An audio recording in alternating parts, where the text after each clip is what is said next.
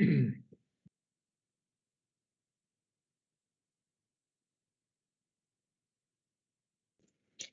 Mr. Mayor, we are now live. Please go ahead. Thank you, Madam Clerk. I will call the meeting to order. Welcome, everybody. I have a recommendation here I want to read first. That Section 2.4 of the Township Electronic Participation Policy COU 02-2020 regarding recording of all votes by the clerk or the delegate be waived for the duration of this meeting, and that all votes, including procedural and mean votes, be taken by show of hand. Someone to move to put it on the floor, please. Moved by Councilor Colburn, second by Councilor Thompson. Welcome, Councilor Thompson. If there's no discussion, all in favor of the motion before us? Show of hands, please. It's carried. I got to remember that I have a new job to make sure I ask for the vote. Okay, moving on our agenda, we're down to approval of the agenda. Madam Clerk, I believe you have a few items you would like to add.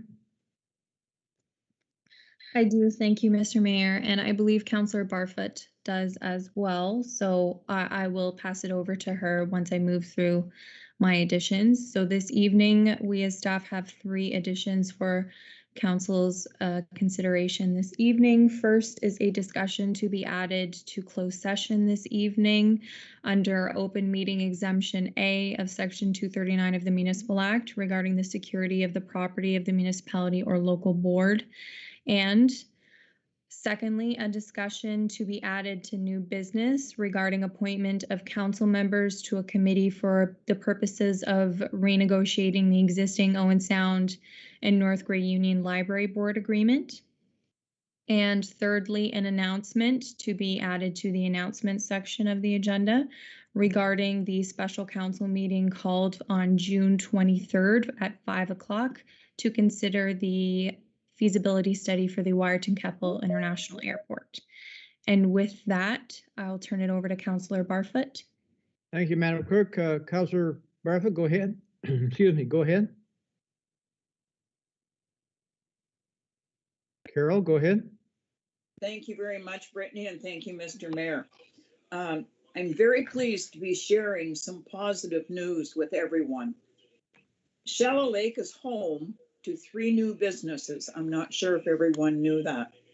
And both of them are locally owned.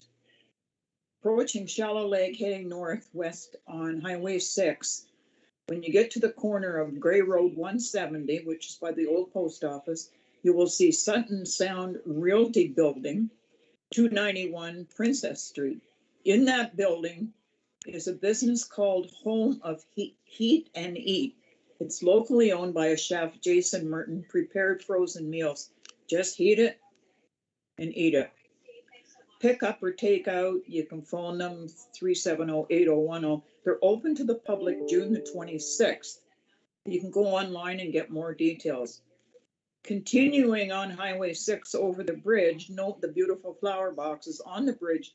Those are courtesy of the Shallow Lake Village Improvement Committee, and they are welcoming new volunteers.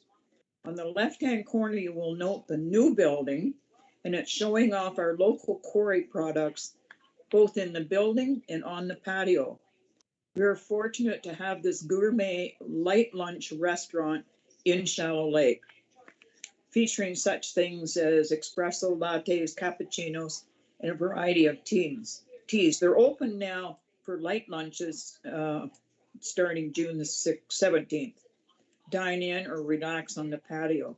It's my intent as a councillor to visit all the new businesses when I hear about them and personally welcome them and wish them well, then share this information with everyone. Welcome to Georgian Bluffs. I urge everyone to support local, and we wish them success. Thank you very much. Thank you, Councillor Barfoot, for that update. Really good. So I have a recommendation here that the agenda be approved as amended. Someone to move, put on the floor, please. Moved by Councillor Barfoot, second by Councillor Colburn. Is there any discussion on the motion before us? Seeing none, a show of hands, all in favor? The motion is carried. Moving on for our agenda. Declaration of pecuniary interest. Does anyone have any declaration of pecuniary interest that he wishes to declare? Seeing none, I do not wish to declare a pecuniary interest. I would like to note, with respect to agenda item 12.21, I have on occasion visited the access point to draw water from the bay for agricultural purposes. Upon consulting with the Township Integrity Commissioner, I have been advised that my minimal use of the access point in question does not preclude any participation nor voting on the matter.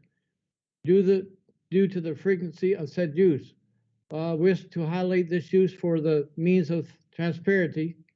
I would like to assure the public and members of council that my use of the access point will not influence my vote. Okay. Minutes of the previous minutes. A recommendation here that the minutes of council meeting held on June 2nd, 2021 be adopted. Someone to move to put on the floor, please. Moved by Deputy Mayor Carlton, second by Councilor Pringle. Is there any discussion on the motion before us? A show of hands, all in favor? The motion is carried. So we're moving on with our agenda. We're down to announcements. Councilor Barfoot, is there any other thing you wanted to add to all your announcements? You're muted, Carol.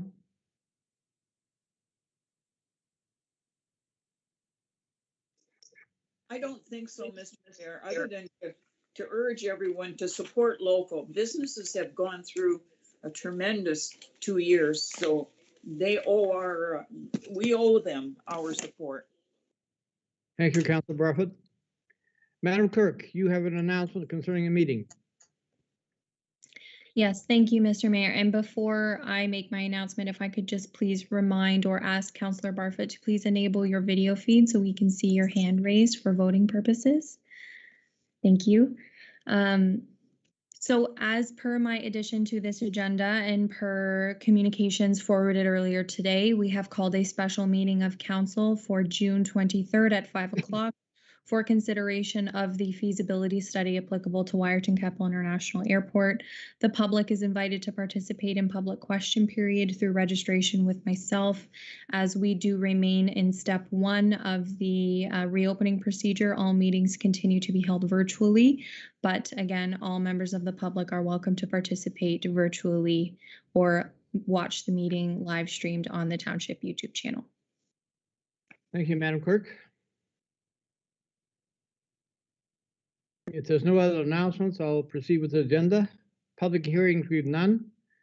We're down to our delegations. We have 2 delegations registered to speak this evening. As a reminder to our delegates, you will have 10 minutes to submit your comments to council. Staff will provide you with a 1-minute warning at the 9-minute mark should you need it. I would like to first introduce Scott Craig. He's the chair of the Supplication Board and he's a member of Owen Sound Council. And he's going to introduce CAO for Sulphur Conservation. Go ahead, Scott. Thanks, Mayor Body, and thank you, council, as well as staff, for the opportunity to listen to us this afternoon. Sorry to interrupt. It's Mayor Burley, not Body. Oh, thank you, Mayor Burley. Got to make sure my speech is nice and clear here. And I'd like to introduce myself. I'm Scott Reagan, Owen Sound City Councilor and current chair of the Board of Directors for Great Sulphur Conservation Authority. Seeing some of the windows today, I'd like just to acknowledge the valuable membership of your Mayor Burley and Member Coburn, as well as past member Carlton, who sat on the Board of Directors for many years and carried forward interests which were well aligned with the values of the Conservation Authority. So I'm here to introduce Tim, who has been with the Conservation Authority since 2006, started in the planning department, also worked as manager of conservation lands, and for the last 1.5 years has been our CAO.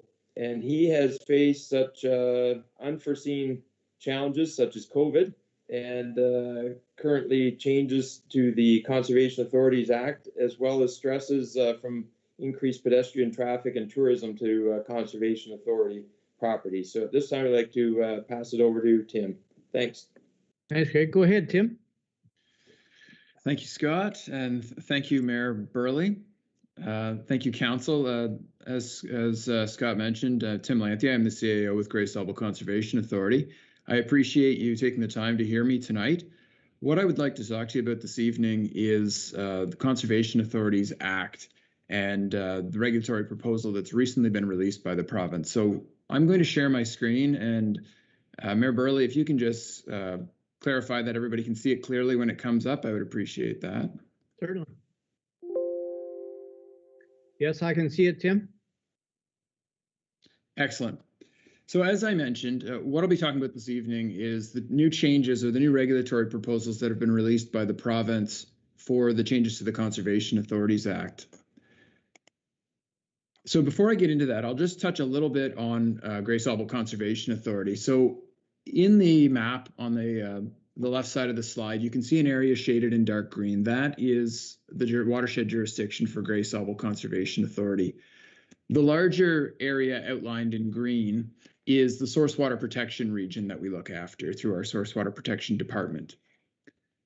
Grace Double's budget at a very high level picture is about 49% self-funded, self-generated revenues, grants, things of that nature.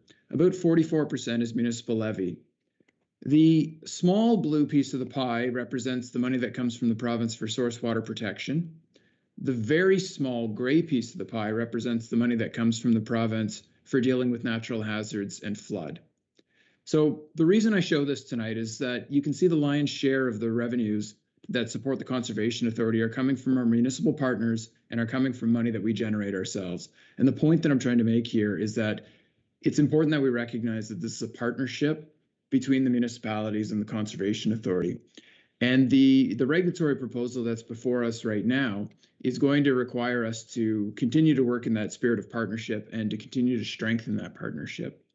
So there's quite a bit of material here. I'm going to talk relatively fast so that I can get through this in 10 minutes, but I welcome discussion at the end at the discretion of council.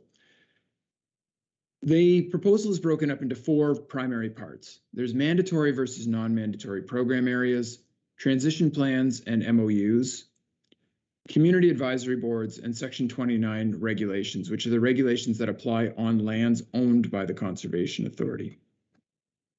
So what does mandatory mean? When the province changed the legislation about a year and a half ago, and then fully enacted that in December of last year, they identified that certain program areas of the Conservation Authority are going to be considered mandatory. Those are programs and services related to natural hazards, so the planning comments that we provide on natural hazards, the development permits that we issue, flood forecasting and warning work we do, ice management, so essentially keeping people and properties safe. They identified the management of Conservation Authority-owned lands. In this new regulatory proposal, they've clarified what that means, and they've explicitly removed recreational uses, even passive recreational uses, from a mandatory program. You'll know that many of the popular conservation authorities that we own are within the Township of Georgian Bluffs, and we see over 300,000 visitors a year at these properties. So Inglis Falls alone sees over 100,000 visitors per year. Whether we want the people to come or not, they're coming, but we do want them to come. And it's really good for local tourism. It's really good for the Conservation Authority. It's really good for our local municipalities. But the infrastructure has to be maintained. And so this does cause us some concern, and I'll touch on that a little bit more later.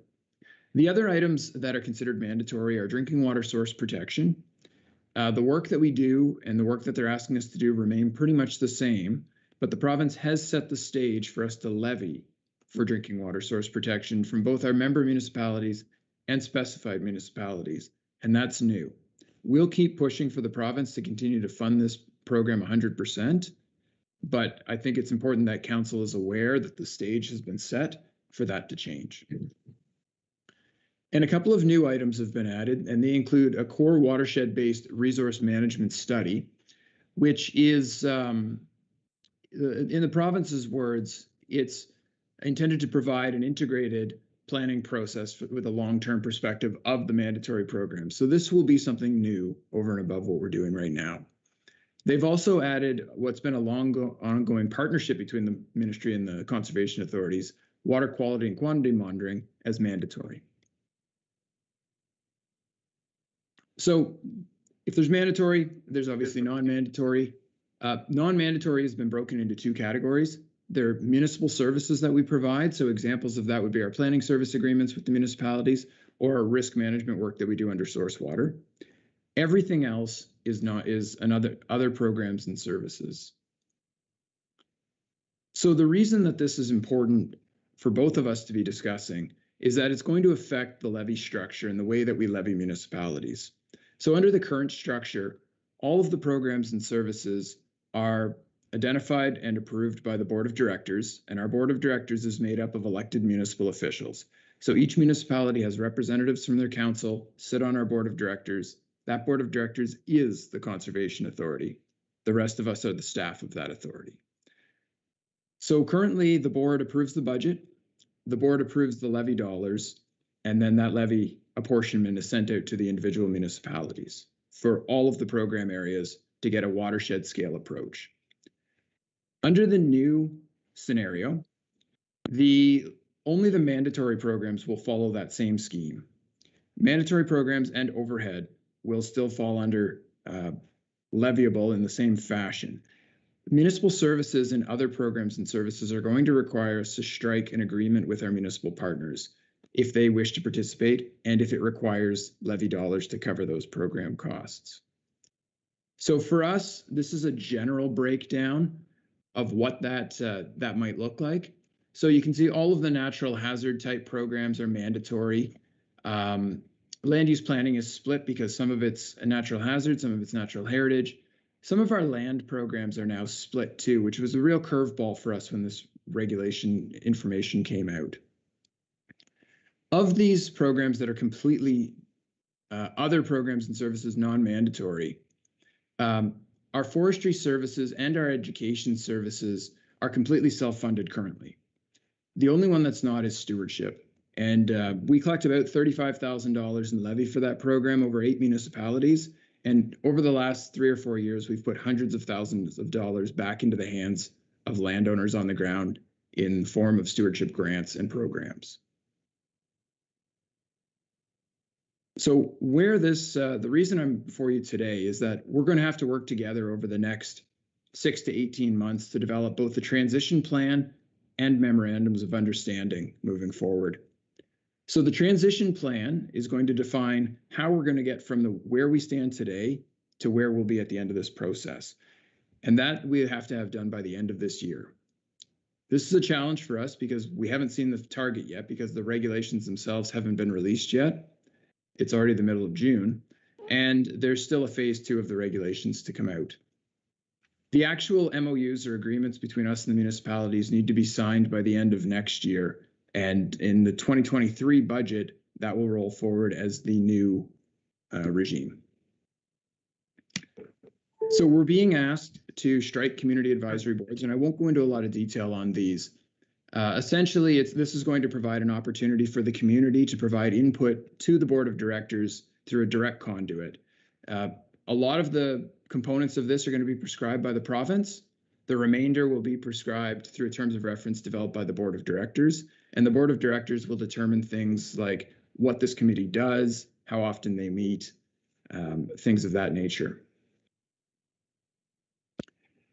The changes to the Section 29 regulations, so this is the last big change that they're proposing in this current phase, is really just to take all of these current regulations that affect Gray Sauble owned property. So these are things like permits for hunting, permits for camping, not taking anything out of the conservation area, things like that, are just going to be consolidated into one regulation across the province. So no concerns there, no big changes. So as I mentioned, we do have a few concerns, but not a lot. The first is the timelines for the agreements and the transition plans. The problem with the agreements is we're expected to have them signed by the end of next year, but next year is an election year. So we'll be working hard with your staff and coming back to talk to you as council to make sure that we can probably have those in place by the middle of next year so that we're ready for new councils to come on, and we're also ready for the 2023 budget, because nobody's going to be putting their budget together in December. The recreational item that I mentioned is a concern for us. We believe that passive recreational use like trails and their related infrastructure like parking and washrooms should be mandatory. In municipalities like Georgian Bluffs, this is a really big driver of tourism. To know that we're bringing in, just in the properties that we have in Georgian Bluffs, I can safely say we have over 150,000 to 200,000 visitors per year. So the next step is to figure out how do we take those visitors and bring them into the communities around those conservation areas. But I certainly think that it's something that we want to look at the watershed scale and not on an a la carte basis, municipality by municipality. The final concern that we have is just about cost and capacity. So there are several things that I haven't specifically gone into tonight, several new items that we're going to be required to start doing in terms of management plans for properties, property strategies, watershed strategies, and the community advisory board that are over and above what we do today. And we have concerns that if we're providing a certain suite of programs and services right now for a certain dollar value, and we need to add a substantial amount of work to that, we're going to have to pull from somewhere to make that work. So that'll be part of the discussions that we have when we start talking about the transition plans and the agreements as well. In terms of next steps, Grey Sauble Conservation will be providing comments on the environmental registry posting. So this is posted by the province on the environmental registry for anybody to comment until June 27th. We'll continue to meet with councils and senior staff at our municipal partners. We're going to work on having that transition plan in place by the end of the year, and that will include consultation with your senior staff and likely with yourselves again later in the year. We'll negotiate, draft, and execute the agreements by the end of next year, and we'll seek clarity from the ministry on some of the other items that they've raised as to-dos or required items under the new regulatory proposal. In phase 2, that's proposed to be issued later this year, the ministry will talk about levying for services that are associated with the delivery of programs across the board. So corporate services, HR, IT, fleet, things of that nature that can't really necessarily be teased out. So at a very high level, that is what's happening with the regulatory proposal. I appreciate your time today in hearing this. And like I said, we'll have to continue to work together over the next 6 months to 18 months to iron all this out as we move forward into what the new Conservation Authority will look like. Thank you, Tim, for a great presentation. Could I have the full screen, please? Yes. Good. Does council have any questions of Tim?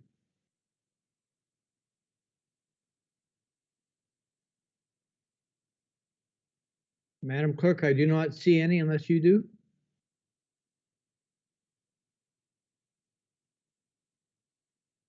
No, seeing none. Well, again, thank you very much, Tim, for a great presentation. And Scott, thanks for introducing Tim. And now you know where Mayor Burley sits, so that's good to know that. Anyway, thank you, gentlemen. Good presentation. Thank you very much. So we'll move off our agenda. We're down to our next delegation. I have Chris Thompson, Presqu'île Community Association, Speed Reduction, Presqu'île, Sotacity, McIntosh Neighborhoods. And I believe, Chris, you have Patricia and Wayne with you too, and I think you are going to be the speaker for your group. So the floor is yours. Chris, go ahead. Yeah, thank you, Mayor Burley. And Wayne and Patricia are actually we're all together here this afternoon. So I'd like to just start off thanking staff for their assistance in facilitating our group and getting the presentation ready, and to council for giving us the opportunity to present the traffic calming measures for our community. Being all homes within the Ishwar, Indria, Sotacity, McIntosh, and Presqu'île Road areas. I'm going to share the screen, and I'm going to go through the 2 pages of our traffic calming concerns, kind of go over what the objectives of the for the traffic calming and speed reduction. Can everybody see that screen? We see nothing yet, Chris. Oh, sorry about that. I'll go back.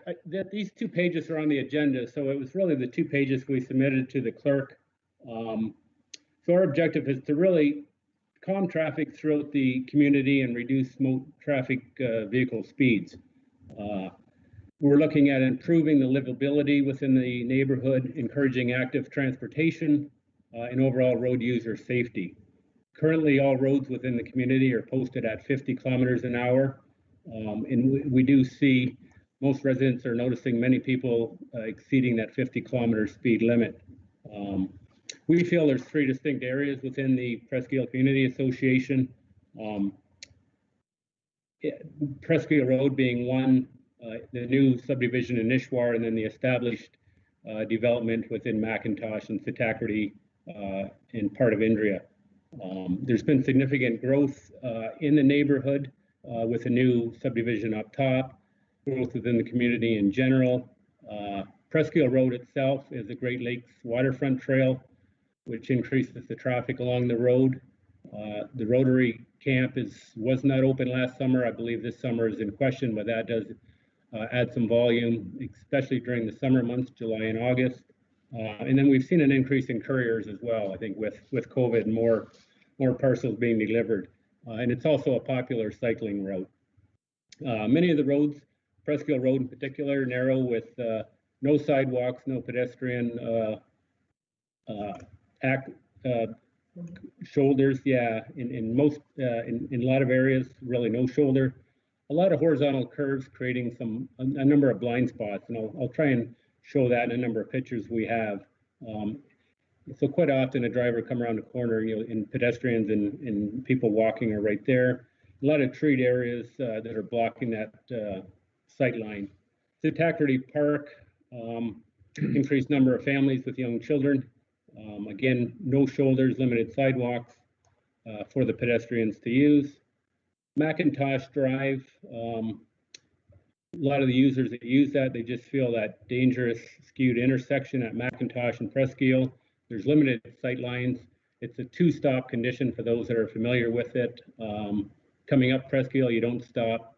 Going down or straight through McIntosh, you are intended to stop, and the residents observe a number of people not stopping at that location. Again, no real shoulders on McIntosh, kids playing on the road there. So the safety issues, again, the narrowness of the roads, the limited sight lines, we feel are a concern. Pedestrians are really forced to, use the roadway with not having any shoulder pedestrian trails.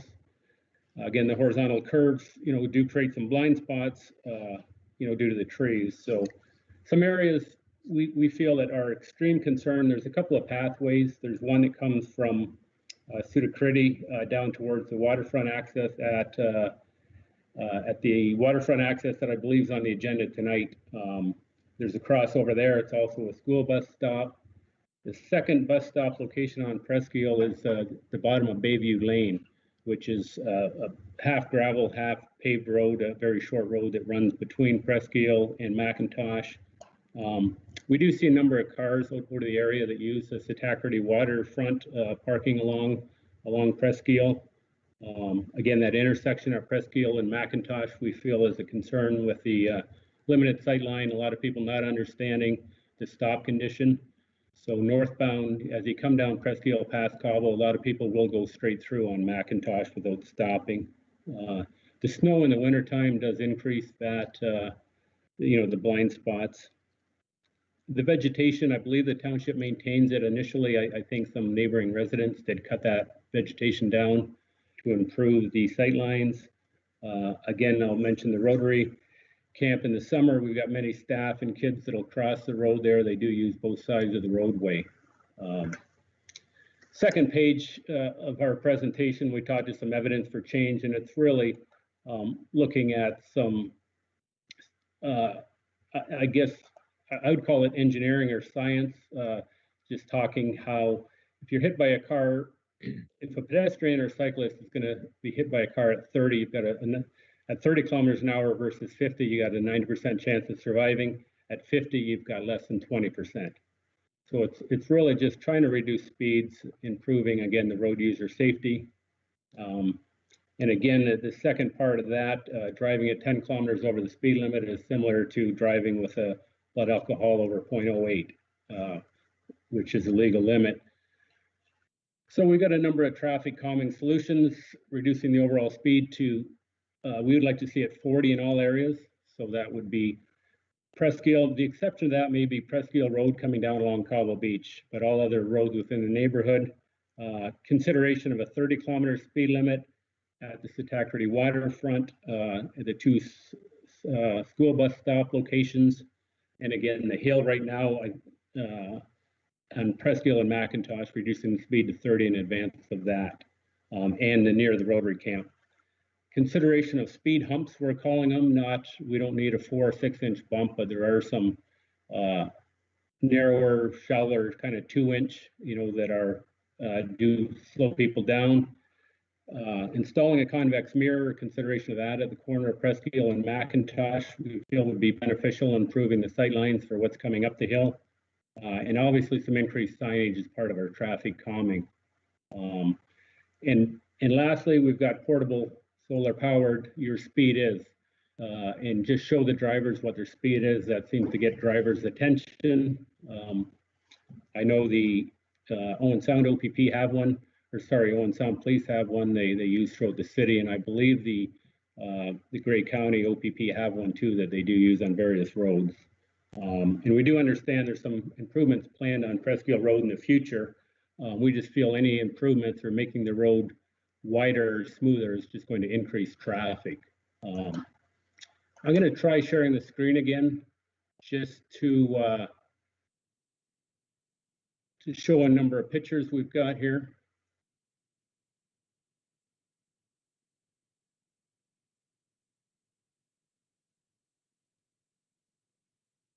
Is that popping up at all, guys? Anybody see those pictures?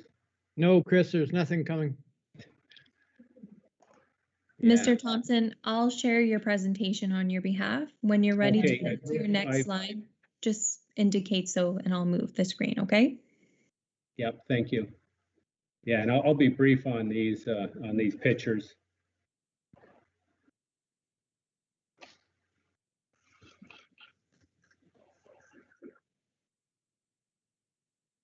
Yeah, can we advance to the next one, Brittany? Thank you. That's a view coming down along Cobble Beach, and that's the only speed advisory tab within the neighborhood, and that's for a sharp horizontal curve at the bottom of Presqu'île Road there. Next slide, please. That is the curve that was just speed advisory of 30. So that's really coming into the neighborhood from the south end of the neighborhood. Next slide. That's the stop condition, the skewed intersection we spoke to. That stop sign as you head northbound is not real visible because it is tucked on the, I guess, the east side, the water side. A lot of people think that's only if you're going down Presqu'île, you stop. So we do see a number of cars, out of town people going straight through on McIntosh. And the conflict there is the traffic coming up. Presqu'île does not stop. Next slide, please. That is coming down Presqu'île at that stop sign we just seen, and that's showing, one of the first blind curves that you do come across on Presqu'île Road. Quite often around that curve there can be people walking or cyclists. That's another blind curve northbound on Presqu'île Road. This is further north along actually just north of once you're down on the flat spot of Presqu'île. This picture, really just represents how narrow the road is. If there are two cars passing each other, there's very limited room for pedestrians, and quite often the pedestrians are forced to, move into the ditch or onto, a front lawn. Next picture, please. Another blind curve. This is where the township, just on the right-hand side, these patched areas, done some shore protection last year, and there may be some more shore protection needed, but again, just shows that very limited to no shoulders available for pedestrians to move to. Another blind curve. This is north of the Rotary Camp, northbound on Presqu'île Road. All these homes and cottages are on the non-water side, so these residents do cross the road to access or to use the waterfront. And that's the north end of Presqu'île coming back to Gray Road 1.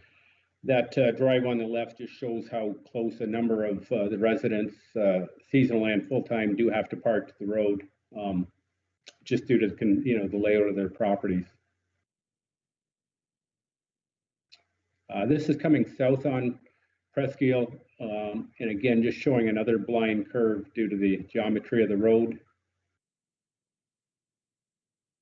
This is approaching the Rotary Camp southbound, and again, just showing the 50K sign. There is a faded pedestrian sign there, and this is just coming up where the Rotary Camp, I guess, staff and children will cross the road. That's the camp itself. Again, the use for this year is not known, but a number of the residents do still use the property. Another blind curve on Presqu'île. This is coming southbound. Vacant land or a farm on the right, and cottages, some housing on the left there. This is showing some hidden driveways or some driveways with very limited sight lines as the residents, enter and exit their driveways. A number of residents will back in so that they can come out forward. Next slide, please. This is a bus stop at the Satacrity water access on the left, and this is a path on the right going up to Satacrity from Presqu'île that is used quite frequently. That is the walkway itself between Presqu'île and Satacrity, and a school bus stop. That's Bayview Lane looking towards the bay. Again, a stop condition. This road is partly paved and partly gravel, and I believe it's a seasonal road, not maintained in the wintertime. This is the hill. This is the non-stop condition southbound on Presqu'île coming back up to McIntosh, and again, just showing limited sight lines as you approach that intersection. This is McIntosh, and again, showing some kids' hockey nets, and again, limited shoulders and a blind curve in the distance there. And in the distance would be approaching the stop condition on McIntosh at Presqu'île. Another blind curve, yeah, the same blind curve just south of the last picture. And there's a stop condition on McIntosh. So the concern here is the traffic coming up from the left on Presqu'île does not stop, and it is hard for drivers to kind of look over their left shoulder and back down the hill. They typically have to edge out or nose out into that. And again, the opposite direction is where a lot of drivers are not stopping. And sorry, a potential location for the convex mirror, that intersection. This is the new entering the new subdivision, I guess the third entrance into the neighborhood on Satacrity Park, coming down Ishwar. And again, a view looking up that same hill. This section of road, and I'm not sure if it's part of the development agreement, does have a partially paved shoulder. This is the only road within the neighborhood that has any sort of, I guess, pedestrian access or a cycling lane off the traveled road. Again, this is east on Ishwar towards the water. Again, showing that painted line. That's one of the most of the roads within the neighborhood have no pavement markings, so that this would be the exception. In this subdivision, I believe all the lots are now sold. Next slide, please. This is showing, I guess, new Ishwar ending and the older section of Ishwar starting there. Very limited shoulders with vegetation pretty much up to the road edge. Indria Ave, this is the old water treatment plant here. Again, very limited shoulders, narrow roads.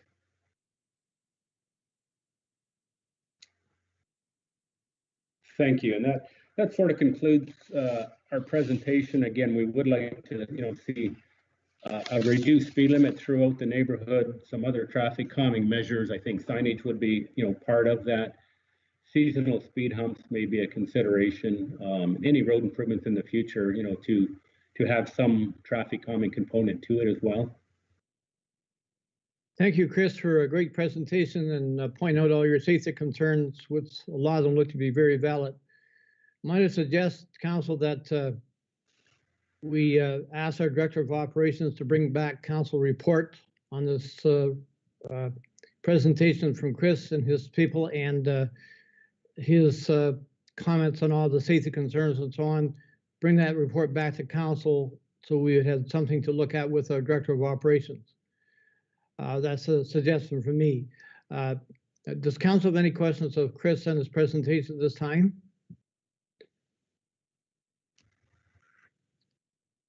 Seeing none. Chris, again, thank you very much for a great presentation, and we will definitely look forward to our report coming back from our Director of Operations on this issue.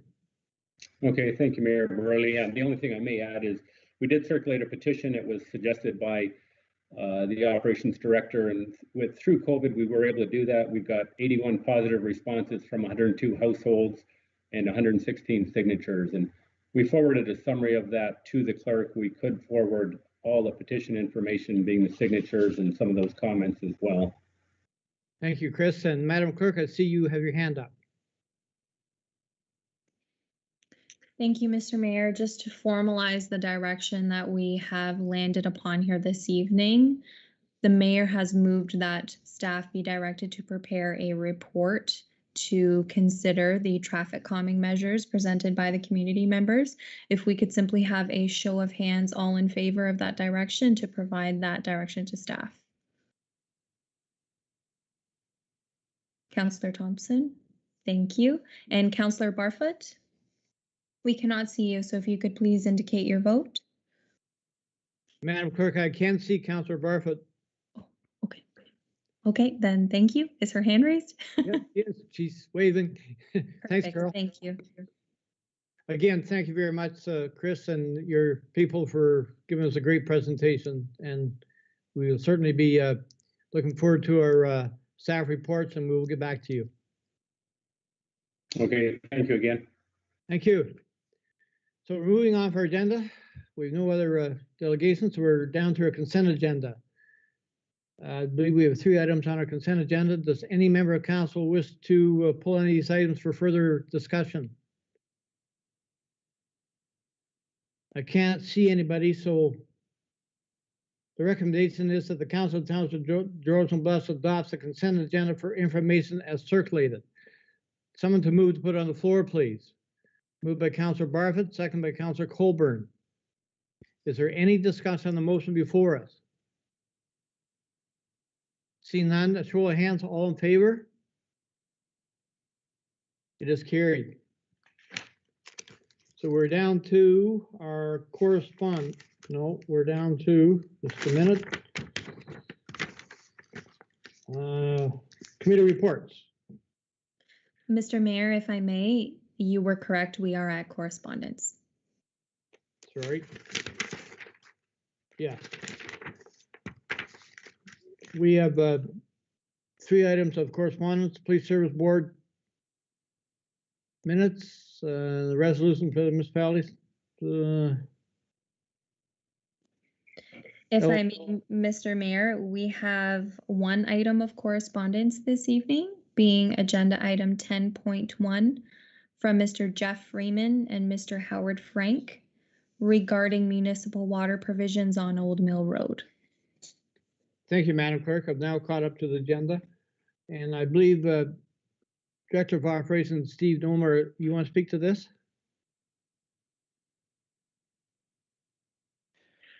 Through you, Mr. Mayor, to Council, I'm going to take a look at this correspondence with the Township of South Bruce Peninsula, as that is where our water services are being provided for the Oxton area. There are quite a few things that we'll have to research in before we can provide back a report to Council on our next steps for this area. Thank you, Steve. So if that's okay with Council, we'll look forward to Steve's report coming back, which we need that valuable information. Okay, Madam Clerk, I will move on to agenda now. We're down to committee reports. Recommendation here is that the minutes of the committee of the whole meeting held on June 9th, 2021 be adopted, including recommendations COW 2021-56 and COW 2021-65. Someone to move to put on the floor, please. Moved by Deputy Mayor Carlton, second by Councilor Pringle. Is there any discussion on the motion before us? Seeing that, a show of hands, all in favor of accepting the recommendation? It is carried.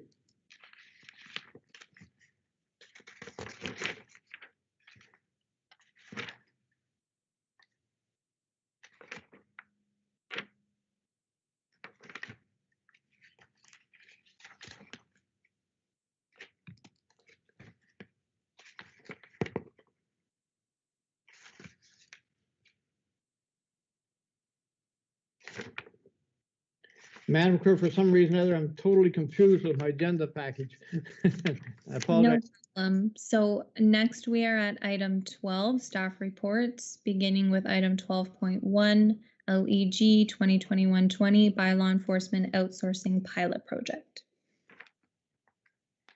Good. I apologize for that. I seem to be having trouble to keep up tonight for some reason or other. Okay, I have a recommendation here that report LEG 2021-20 by law enforcement outsourced pilot project be received, and that council hereby approves outsourcing the by law enforcement service to James Special Service Security Firm on a pilot basis, running 12 hours per day, Friday, weekends and holidays throughout July, August, September, and October 2021. And that bylaw 2019-047 purchasing policy and the requirement for a formal RFP process be hereby waived to a single source of pilot project to James Special Services Security Firm, and the cost to be fund the pilot project be funded from the working capital reserves. Someone to move to put on the floor, please. Moved by Councilor Colburn, second by Councilor Pringle. Madam Clerk, you wish to speak to this? Thank you, Mr. Mayor. And yes, if I may, just to provide a high-level overview of the report for Council's information. So as included in this report for Council's consideration this evening, staff have consulted with James Special Services. For the purposes of this conversation this evening, I will refer to them as JSS because it does become a little bit of a mouthful after a little while. So we have consulted with the representatives of JSS to enter into a type of pilot project for by law enforcement provision throughout the remaining summer months, as well as that of October of 2021. So as identified throughout the recently completed organization and compensation review, during the summer months, given that our by law enforcement officers are duly appointed as building officials, at times we find that our by law enforcement proactive measures become strained. So we are proposing that to help identify a proper by law enforcement path forward, we enter into this pilot or trial program through JSS. So through JSS, we would receive 12 hours of patrol time on Fridays, Saturdays, and Sundays, as well as any weekend holidays throughout the summer months and early fall months of 2021. The total costs do supersede those that require an RFP, would traditionally require a formal RFP. We are respectfully requesting that that requirement be waived for the duration of this pilot project. Following the completion of this pilot project, the most beneficial portion of this, in my opinion, is that JSS will provide us with detailed statistics as to what by law enforcement calls were received when and how often said complaints were received. So that way council will have detailed analytics to be able to appropriately map a by law enforcement strategy moving forward. So with that, I am here to answer any questions, should council have them. Thank you, excuse me. Thank you, Madam Clerk. Councilor Colburn, go ahead.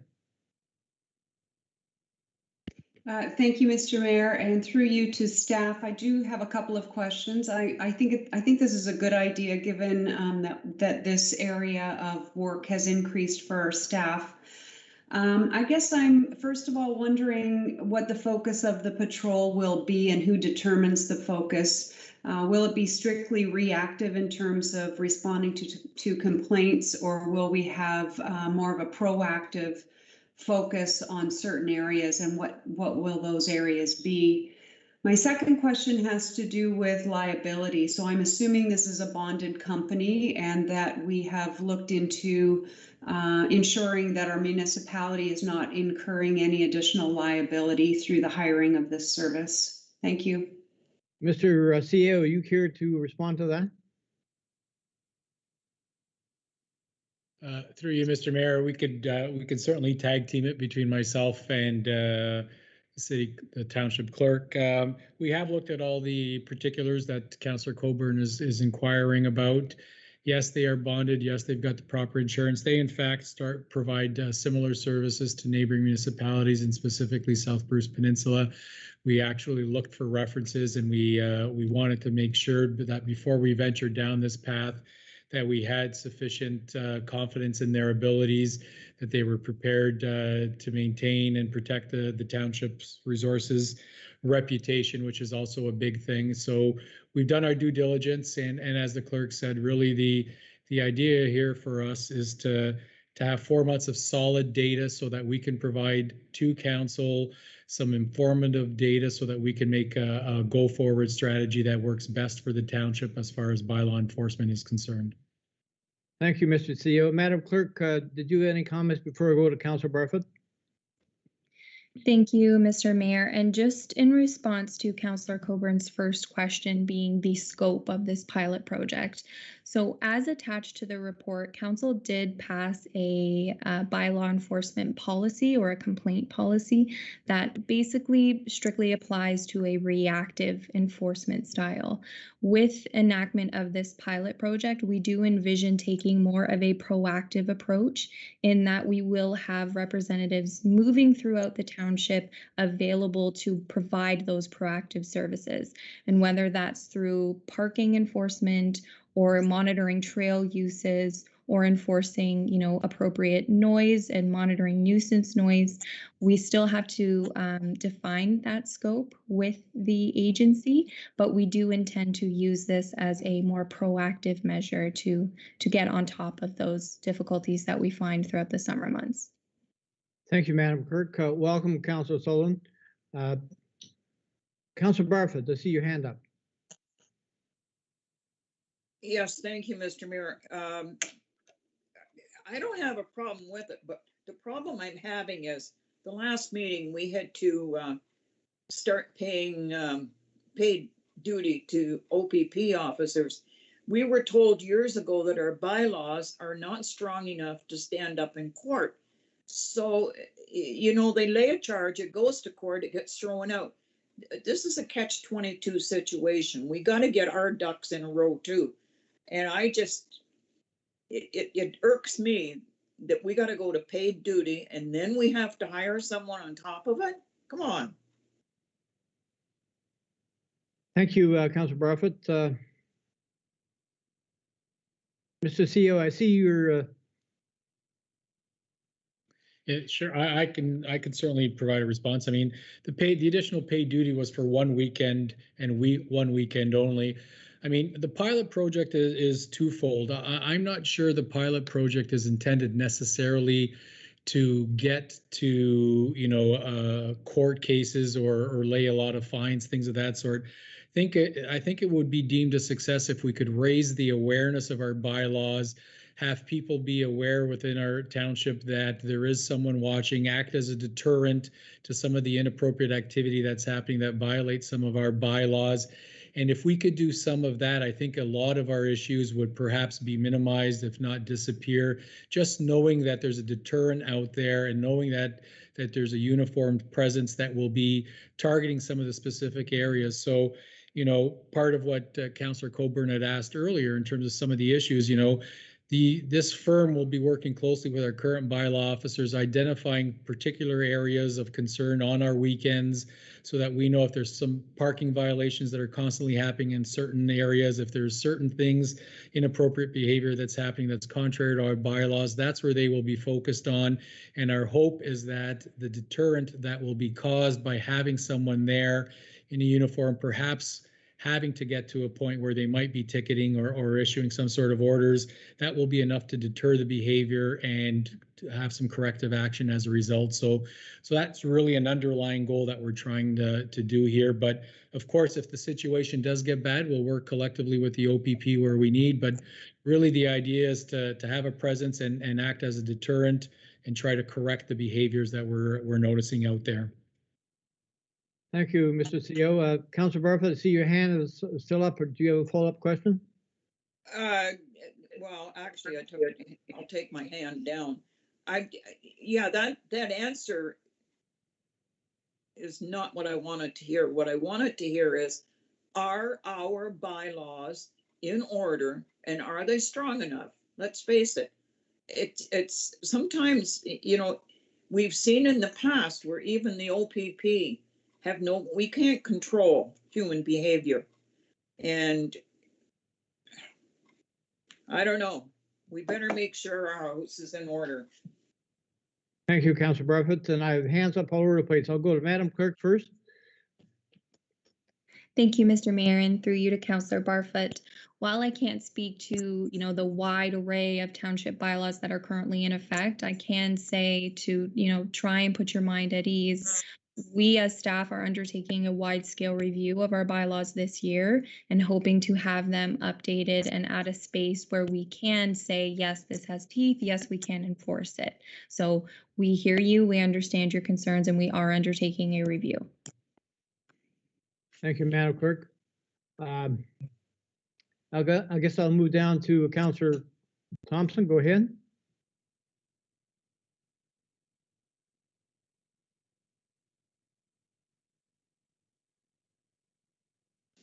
Thank you, Mr. Mayor. I've sort of gone back and forth on this one. So this is going to cost us $25,000 for a pilot, and I'm curious at the end of this all, what will we? So I guess the piece that's missing for me is the data. So I'm assuming we're doing this weekends because we have a great number of calls that we receive through the weekend that we're not able to address. But without that data, I'm sort of making that assumption. So, I guess moving from there, I'm thinking, so we have 2 bylaw enforcement officers, or 2 people that are dedicated to at least part of their role being to do that work. And then we're going to hire these people to do that. I'm just wondering if we've got our resources divided in the right direction. I wonder if our weekends are the problems, should we be directing some of the existing staff we have now to weekend hours? Or I feel like we're missing a piece and just thinking, well, the easy answer is to pay these guys $500 a day to do it. If I may, Mr. Mayor, in response to Councillor Thompson's question or observation, I think it's well taken.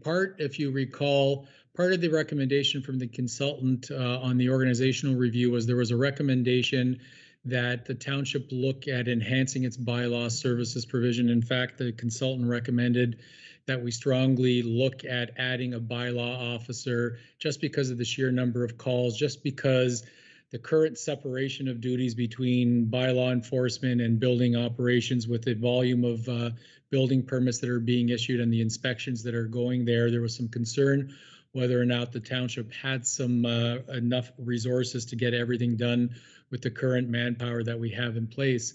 The recommendation was that we look at hiring a full-time bylaw enforcement officer. I think the data that this will provide us will give us a solid ground as to whether or not we need to pursue that, or whether or not an offer, sort of a contract that becomes a seasonal basis that gets us to attack things on off hours, after hours, weekends, where there seems to be a prevalence of inappropriate or illegal activity happening will perhaps give us some insight as to whether or not we need another full-time role to do this, or can we get this done with a contracted outsourced role, which will be fiscally more responsible. When you look at the cost of adding a full-time enforcement officer versus having this firm do the service for us, we believe that depending on the data that comes back that verifies this, we believe this might be the most prudent financial course of action for the township to take, and yet resolve a lot of the issues that we're currently having in terms of weekends and nighttime issues that we have, particularly in the seasonal summer months. Thank you, Mr. Theo. Councillor Thompson, this follow-up question? Yeah, I guess. Well, I mean, we must have an idea what our calls are currently. So, I mean, the pilot project is going to tell us, I guess, what charges they lay. So, I'm trying to think of what they'll do. I'm supposing, I guess they'll drive around. I mean, to me, I don't want to be difficult. I think comparing it to the, them offering services at South Bruce Peninsula is a bit, that we're not comparing apples to apples, right? So, I mean, at Sauble Beach, there could be, I don't know, on a weekend, 100,000 or more people that would come in. I mean, we don't have that kind of influx. So I'm assuming, if I was James this weekend, what will he be doing? He'll drive around to the parks, see if there's a parking violation, maybe go to the trails and see if he nabs an ATV going around a blockade. And I guess the reason I don't know that is because I don't know how many calls we are, but we should be able to gather some data and say, okay, so from January till March, we received 114 bylaw violation calls on the weekend. I'm assuming that data exists. Thank you, Councillor Thompson. You're correct in what we're saying. For instance, our Ingalls Falls parking problem's always been a very extreme issue that we're trying to work with Sauble Conservation to solve that problem. And this company will give us the data and help us resolve that problem. And the key is to go in a proactive approach instead of trying to lay a whole bunch of charges. Madam Clerk, your hand is up.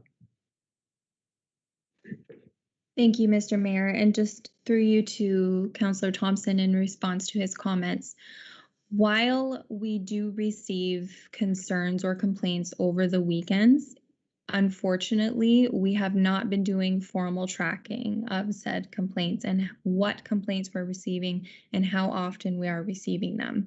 Now, given that we haven't been tracking that, it's hard to tell if we've received them, if the OPP has received them, etc. So one of the largest benefits of completing this pilot project is being able to identify specifically the statistics that you're looking for and to be able to justify if we do need this service in the long run, or if, as the CAO mentioned, we bring in an additional in-house employee. Now, specifically drawing examples just from monitoring the after-hours emails, in the last year, we have seen additional complaints or concerns specifically regarding parking at Big Bay. We received a lot of complaints and concerns from that community last year regarding the amount of people that were visiting that beach and parking illegally on those roadways. In addition to that, we see a lot of complaints regarding Inglis Falls Road, and the Conservation Authority has reached out in regards to how we intend to combat that throughout the 2021 season. Further, and given the off-road vehicles conversations Council has had over the past year, we have received some complaints, more than we've seen in the past, regarding off-road vehicle use throughout township trails. So while I can't give you specific statistics, I can say that we have seen an increase in complaints received to the township. Thank you, Madam Clerk. Councillor Barfoot, I see your hand is up. You muted, Carol. I'm busy trying to get my hand down. Anyways, that Brittany, the clerk, just gave me the information I was looking for. You know,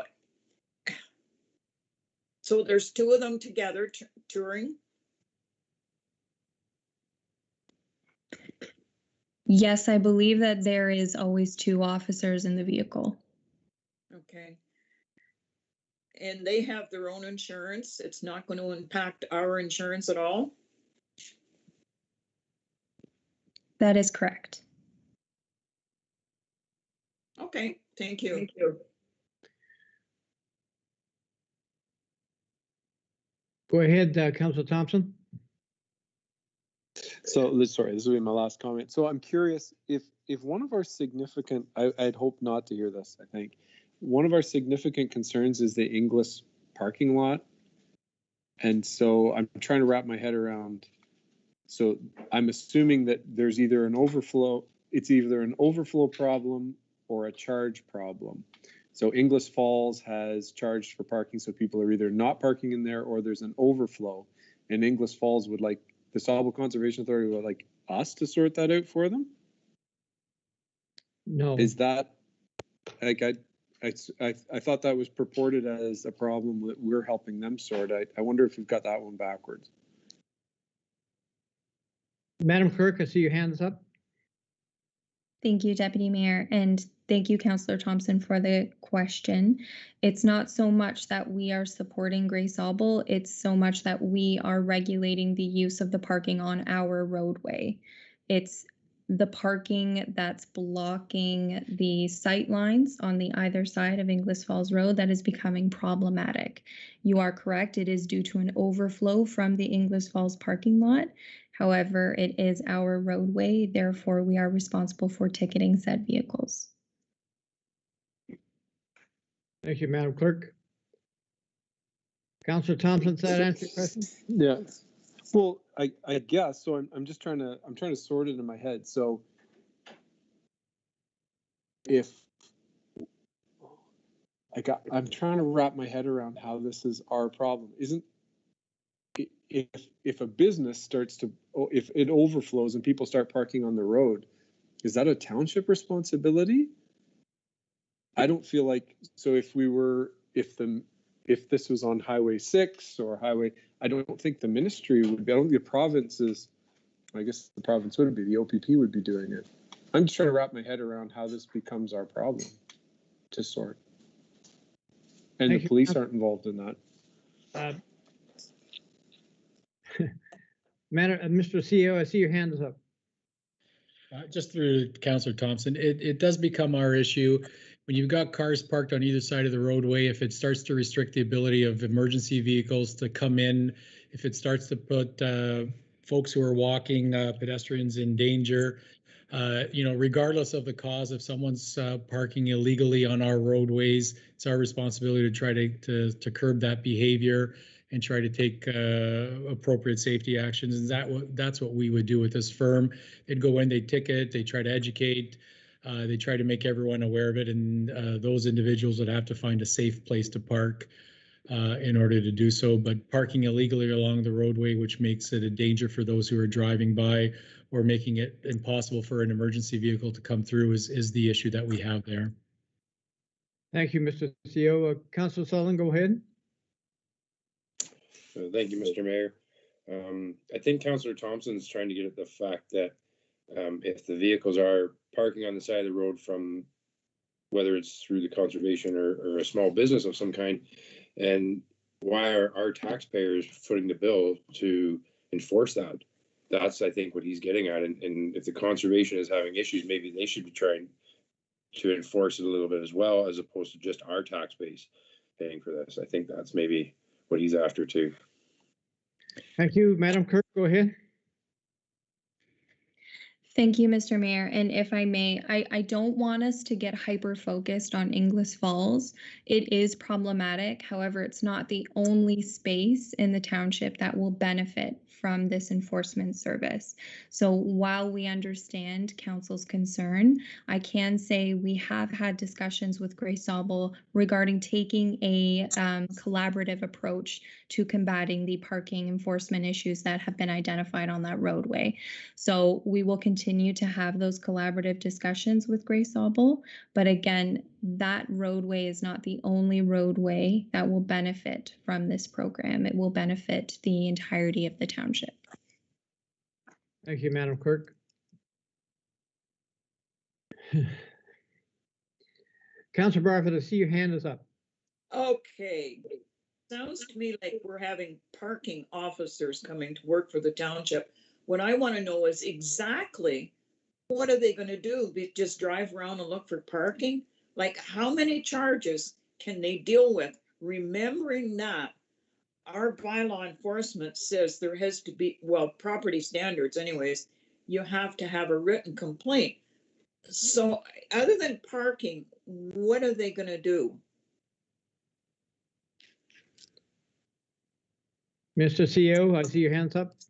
So through you, Mr. Mayor, to the councillor, I think part of what we've talked about as part that's in the report is what they're going to be doing is raising awareness. So I think our clerk mentioned it. So it's not only illegal parking, it's it's looking at our trails and pathways and ensuring that if the trail and pathway is closed to motorized vehicles, that there is the appropriate mechanism there to try to curb that behavior. It's anything that's in contravention to our bylaws. Those are the types of things we're going to do. Now, is there, this is a pilot project, so how it's going to all work, we're going to figure that out. So for example, if we're going to get 20 calls on a Thursday in terms of some sort of enforcement issues that comes to our township offices, it might be that on Friday morning, the pilot company comes in and they grab those 10 occurrences and they're going to go out and do some bylaw enforcement for us.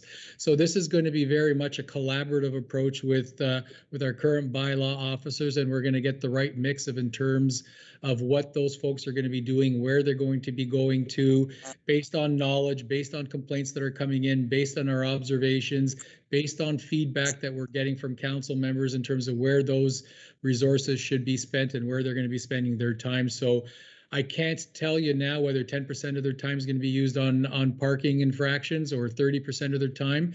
This is very much a work in progress and a pilot project, but the value is in getting that data to us in terms of where they went out, what they were doing, the reactions that we had, the curbs in the behavior, and we're hoping that we're going to see a trend that what happened in July is no longer happening in August or September as the awareness program gets out there and people start curbing that behavior. So it's one of those mechanisms, and I feel for Councillor Thompson when he was, he's desperately looking for some data so that he can make an informed decision. That's what this pilot is intended to do, is to give council that data so that when we look at bylaw enforcement going forward, you have a reliable source of data to base your decision on whether or not and how we should proceed on our bylaw enforcement efforts. Thank you, Mr. CEO. Maybe in the future it would be better before a decision like this has to be made if we had the data ahead of time. Thank you, Councilor Barfoot. Deputy Mayor Carlton, go ahead. Thank you, Mr. Mayor. I understand the rationale in hiring this company as compared to asking our own staff who work Monday to Friday to then try and cover on the weekend. So I think it makes sense to go ahead with this company. I guess my question would arise around they're handing out tickets for various things. Are we going to see a degree of revenue coming in that may offset some of this cost? I would think so. Mr. CA, go ahead. Yes, through you, Mr. Mayor, to the Deputy Mayor. Yeah, we're anticipating, we were very conservative when we put that out there. We weren't forecasting additional revenues. We just didn't want to sort of be overly enthusiastic about the amount. As I said, it's more education and awareness, but if I were a betting person, we would expect to see additional revenues coming in. That isn't the goal of this project, But if we could somehow offset those costs with additional revenues from ticketing and enforcement, that's what we're hoping we're going to be able to do. Thank you, Mr. CAO.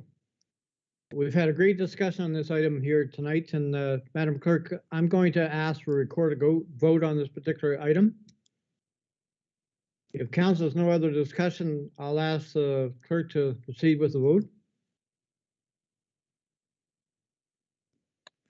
Okay, thank you, Mr. Mayor. And when I call your name, please indicate your vote. Councillor Carol Barfoot. And Councillor Barfoot, you are muted. I really don't want to vote on this because I think I need more information. When you talk about monies that are coming from the court system, if I remember years ago, it was very little. And I'm going to refuse to vote on this because I don't think we have enough information. Councillor Barfoot, if I may, our procedure bylaw does not permit abstention from voting. So if you would like to propose a motion to defer this item, you may do so. Okay, I would defer it because there's too much hanging out there. So Councillor Barfoot has presented a motion to defer this report. Is there a seconder to that effect? I believe I've seen Councillor Thompson's hand. Yep. Thank you. And Mr. Mayor, if you could call the vote, all those in favor of the deferral? Before I do that, Madam Clerk, is it a 2/3 majority of the vote, or what is the result? It is a majority vote. Okay. All those in favor of notice of deferral, raise your hand. All those in favor? Opposed? I believe the motion is lost. So we go back to the original motion, and Madam Clerk, proceed with the vote. Thank you. And per the request of the mayor, the vote will be recorded. So Councillor Barfoot, I will return to you. How do you vote on the original motion? Opposed. Councillor Kathy Moore-Coburn? For. Councillor Grant Pringle? For. Councillor Paul Sutherland? Opposed. Councillor Ryan Thompson? Opposed. Mayor Dwight Burley? For. And Deputy Mayor Sue Carlton? For.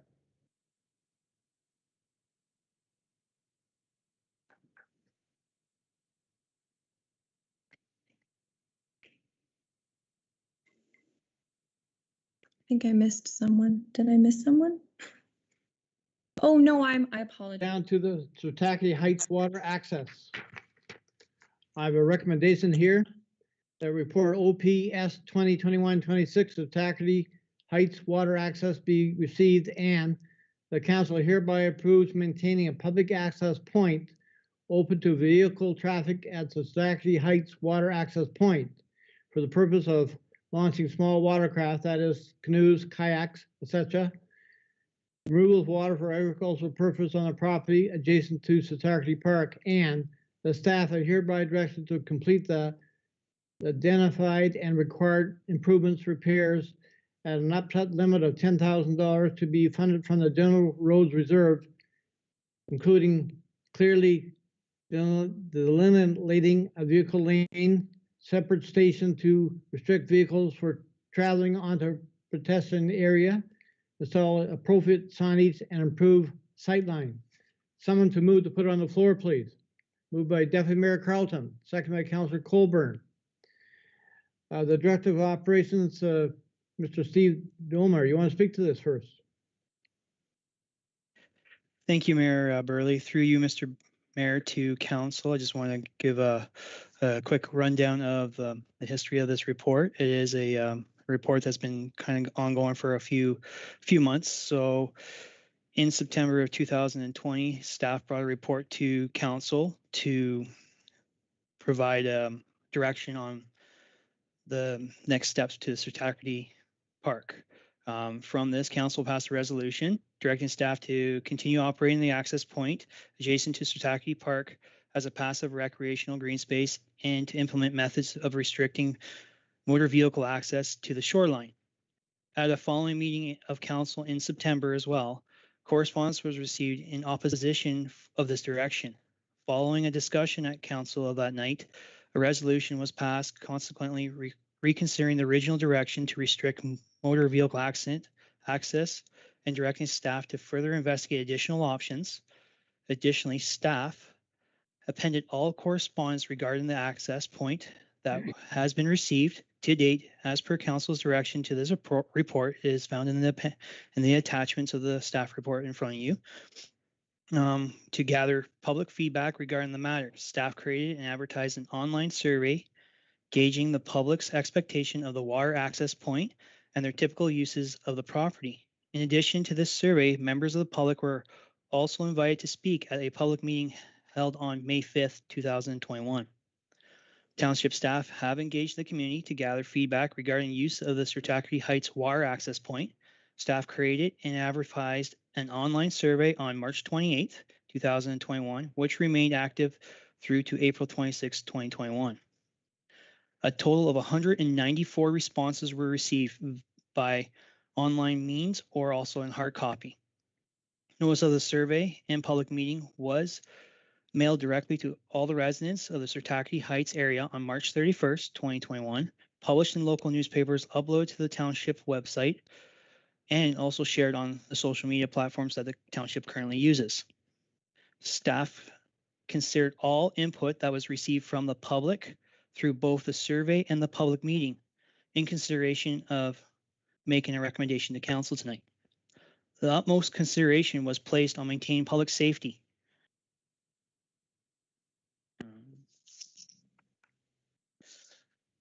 While there are different options regarding the intent purpose of this property, common ground can be found on some features and amenities that both sides would like to see implemented on site.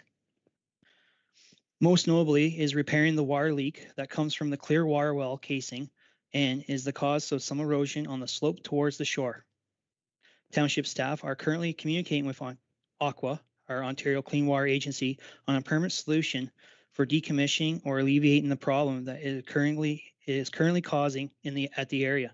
Until a permanent fix is decided later this year, the water from the clear water well will be temporarily redirected to the east of the property to minimize the erosion and be directed to the flow of the bay. Providing some detailed signage, including clearly marking the property boundaries and general guideline signage while using the park and water access point, will improve safety concerns. Clearly delineating a driveway for the motor vehicle access and restricting vehicles from entering the pedestrian-friendly spaces will also improve the safety at this location. Implementing some basic amenities such as garbage cans and recycle cans and bike racks are also desired. There appears to be a consensus that all the park and water access users want to keep this area from being too overcrowded and keep with the neighborhood's quiet demeanor. The water access is not intended to be a proper boat launch facility with the amenities seen at the township facilities at Balmy Beach and Big Bay. There is no on-site parking or washrooms, nor will there be a permanent ramp, dock, tie-offs, or other features. An adequate graded driveway will be constructed and maintained that leads to the water's edge on the southern portion of the property. This will allow continued public access to Georgian Bay for those wanting to launch canoes, kayaks, and other small non-motor watercraft, while at the same time deterring larger vessels or boats and directing them to the more suitable water access points, i.e. Balmy Beach and Big Bay, where our docks are, effectively preventing the large gatherings at what is typically a small and quiet park not designed or outfitted to handle these types of leisure seekers.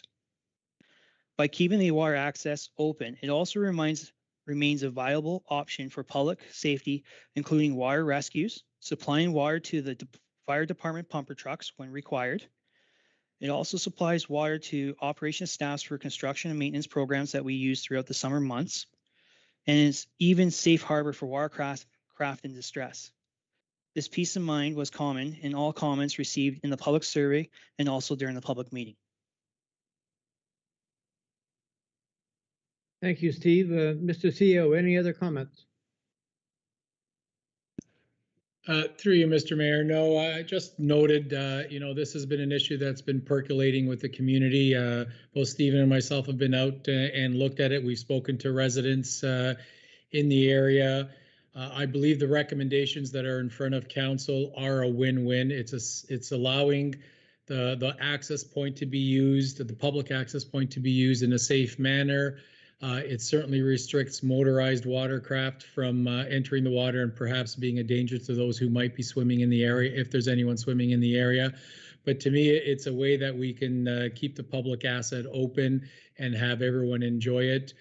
I think over time, as Mr. Dahlmeyer talks about, if we decommission that water well, it would that's there now, it would allow us to further delineate the driveway from the public access point and clearly have a driveway for those who want to launch their canoes or kayaks or fill a water tank, and further improve the water safety access point there. So the report's there. I mean, the only other thing I would say is that, we went out to the community. We've heard loud and clear from those residents in the area and those around, and we believe the recommendations that are in front of council are the best solution for everyone to be able to enjoy that water access point. Thank you, Mr. CEO. Councillor Coburn, go ahead. Thank you, Mr. Mayor. I do believe Councillor Sutherland's hand was up before mine, so I'll defer to him at this time. Sorry, go ahead, Councillor Sutherland. Must have read my mind, Councillor Coburn. Thank you, through you, Mr. Mayor, to staff and council. I'm definitely in favor of keeping this open. There is a few issues I still see with this. I'm 100% in favor of decommissioning the old well casing that's there and getting that resolved, because it has been washing away. I do travel this road from time to time, not terribly frequently, but I do live very close to this area. So during the public meeting that we had earlier in May, I think it was, we heard from a lot of residents that live in that area, as well as some others. And through listening to them, none of them wanted any major changes to happen. They wanted to basically remain status quo, and they didn't see any issues with ongoing, other than I think there was a couple of mentioned that it was a little bit busier for the week or two of the salmon derby in Owen Sound. So with this, if we were to accept this report, we're still not allowing any boats in there with motors on them of any size. As far as the watercraft safe harbor, that doesn't matter. Anywhere on the shore, any dock, any harbor, anywhere. If a boat is in distress, they have access to anybody's property or wherever to get them to safety. That's not a concern. And then the other one too was they mentioned about cleaning it up and adding some extra amenities, garbage cans and recycling. I am definitely opposed to that, because it's just a draw for garbage, and they get forgotten about, and then we have staff that have to go there, maybe more than once a week and collect these. And if they do get forgotten about, I mean, we did just have a request for bear signage because we've got bears in the area. So I think this is a not a great idea to do. So those are my points. I think we should leave it status quo and allow everybody water access, not just anybody that kayaks, canoes, or anybody that doesn't, anybody that has a boat or a personal watercraft with a motor, they don't get access. That's not fair. Thank you, Councillor Sullivan. Now I'll go to Councillor Coburn. Thank you, Mr. Mayor. And through you to staff, I just wanted to commend staff for taking a safety first approach here. I think at the very least, we have to ensure we're not putting our residents at risk. And we have to make sure we're not putting our municipality in a risk position or a position of liability. I think it's important that we don't have motorized access here. We have other boat launches in our municipality and a couple of others nearby that folks can use. And I don't think it's right that we ask some residents to pay a fee to launch their boats and at the same time tell others that they can do it free. So I'm happy with this report. I think it's a nice compromise. The only comment I would have is the way that the motion is worded. It does not stipulate motorized use and prohibiting motorized watercraft. So I think in order to be crystal clear that it's unfortunate that wasn't part of the motion, but I do understand that we've discussed it and I think we're all clear on what the meaning is. Thank you. Now, thank you, Councilor Colburn. All great comments. The only comment I want to make is that Mr. Dahmer, I commend you and your staff and Mr. CEO for coming up with a solution to a problem that we do have. And I really think safety concern is my big concern, and access, getting rid of that abandoned well tile, for instance, is going to improve the access 100% for safety for anyone who wants to go down in there. But those are my comments. Councilor Sullivan, you have your hand up again, or you have your hand up. Go ahead. Yes, thank you, Mr. Mayor. I was just hoping I could ask for a recorded vote, please. Certainly. Madam Clerk, the recorded vote has been asked for. Is there any other comments from council on the motion before us? Councilor Barfoot, your hand is up and you're muted. Carol?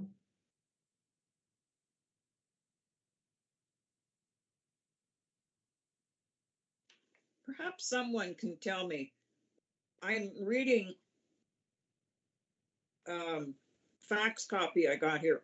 Ontario Provincial Police are reminding residents that it is illegal to launch personal boats or watercrafts at public beaches or non-designated boat launches. Thank you, Councilor Colburn. And Madam Clerk, you have been contacted with her detachment commander, which I had talked to you about on the phone. Please report. Thank you, Mr. Mayor, and you are correct. Upon receipt of a concern, we did reach out to the OPP detachment commander for the Grey Bruce detachment. Upon consultation with them, as this launch, or I'm not even going to say that word, this water access point is not deemed a boat launch. Therefore, there is no concerns regarding the use that we have proposed. Unless there are specific regulations deterring or regulating the use of boats at a specific location, then the OPP has no concerns. So therefore, as we are not classifying this space as a boat launch similar to that of Balmy Beach, the OPP has no concerns. Okay, I might just interject. It says at public beaches or non-designated boat launches, which this is. Thank you, Councilor Colburn. Madam Clerk, go ahead. Thank you, Mr. Mayor. And just as a follow-up, we did send the OPP the specific article and the specific concern that was received. And again, they have no concerns with how we are intending to use this space, and did say that they believed, and without identifying which information was misinformation, they did relay that they thought some of the information included in that article may have been misinterpreted in circulating that article. So again, the OPP has no concerns with how we intend to use this space. Thank you, Madam Clerk. Mr. CEO, did I see your hand up? Through Mr. Mayor, I was just going to reiterate what the clerk has just mentioned. I mean, I think the correspondence from OPP and sort of what we've heard from them is that unless it's defined somewhere that it's illegal to launch a boat in a specific area, then it's deemed that they can. There was some inaccuracies in that media report, and I guess it's some things that we're learning in terms of you can't believe everything that you read, and you really need to double check the accuracy of these reports. But as the clerk has mentioned, our conversations with the OPP is that they have no concerns with the direction that we're taking with our recommendation to council on Sitacrity Park and the access point there. Thank you, Mr. CEO. If there's no other comments from council, Madam Clerk, would you take the vote, please? Thank you, Mr. Mayor. A recorded vote has been requested. So when I call your name, please indicate your vote. Councillor Carol Barfoot. For. Councillor Kathy Moore-Coburn. For. Councillor Grant Pringle. For. Councillor Paul Sutherland. Opposed. Councillor Ryan Thompson. For. Mayor Dwight Burley. For. And Deputy Mayor Sue Carlton. For. Thank you, and that carries. Thank you, Madam Clerk. Councilor Sullivan, go ahead. If I may, thank you, Mr. Mayor. I do need to get back to work. I tried to get in just for this, and I do actually have to get back out there. So I'm going to sign off at this time, and hopefully everybody has a good evening. Thanks, Paul. Okay, moving on to our agenda, we're down to public question period. Madam Clerk, was there any questions coming from the public? Seeing your head saying no. We're down to bylaws, none. We have other bylaws. I have one. I have a recommendation here that bylaw 2021-46 being a bylaw to authorize a joint implementation participation agreement with the counties of Grey and Bruce participating lower tiers for the purpose of community safety well-being planning be read a first, second, third time, finally passed, signed by the mayor and clerk, sealed of the corporation, and endorsed in the bylaw book. Someone to move to put on the floor, please. Moved by Councillor Coburn, second by Councillor Pringle. Is there any discussion on the motion before us? A show of hands, all in favor of the motion? The motion is carried. Unfinished business, we have none. New business. I think I'll go to Madam Clerk first. You have something with the library. Thank you, Mr. Mayor. So as I forwarded to council earlier this week, the library is requesting that 2 members of our council be appointed to a negotiation committee that will look at renewal of the current servicing agreement between the participating municipalities and the Owen Sound and North Grey Union Library Board. So this evening, we do have to pass a motion appointing 2 interested members to sit on that committee. Thank you, Madam Clerk, and I guess I'll ask first for a show of hands who would like to sit on that negotiating committee. Just raise your hand. I have 3. I have Councillor Pringle, Deputy Mayor Carlton, and Councillor Thompson. Is there any others? Deputy Mayor Carlton. Thank you, Mr. Mayor. I will withdraw and leave it for Councillor Pringle and Thompson. Okay, that makes it easy. If there's no other hands showing, Madam Clerk, you have your 2 people, Councillor Thompson and Councillor Pringle. Do you want to make a motion to that effect, please? Go ahead. Thank you, Mr. Mayor. So the motion will read that Councillor Ryan Thompson and Councillor Grant Pringle are hereby appointed to represent the Township of Georgian Bluffs on the Owen Sound and North Grey Union Public Library Board Negotiation Committee. Thank you. Thank you, Madam Clerk. A show of hands, all in favor of the motion before us? I believe the motion is carried. Thank you. So moving on, we are down notice of motions. Is there any notice of motion from any council member here tonight? Seeing none, we'll move down to our closed session is next. The Council of Township of Georgian Bluffs moved in the closed session at 6:40 p.m. with the CEO, senior planner, clerk to discuss 1, advice that is subject to solicitor-client privilege, including communication necessary for that purpose. 2, the security of property of the municipality or local boards. And Madam Clerk, you had an item to add to that. Is that part of that or? that be part of the security of property or no? Yes, thank you, Mr. Mayor. That is reflective in the motion in front of you, being the addition regarding the security of the municipality. Okay. Someone to move to put on the floor, please. Moved by Deputy Mayor Carlson, second by Councilor Pringle. A show of hands, all in favor? It is carried. We are now in closed session. Please go out and back into your other.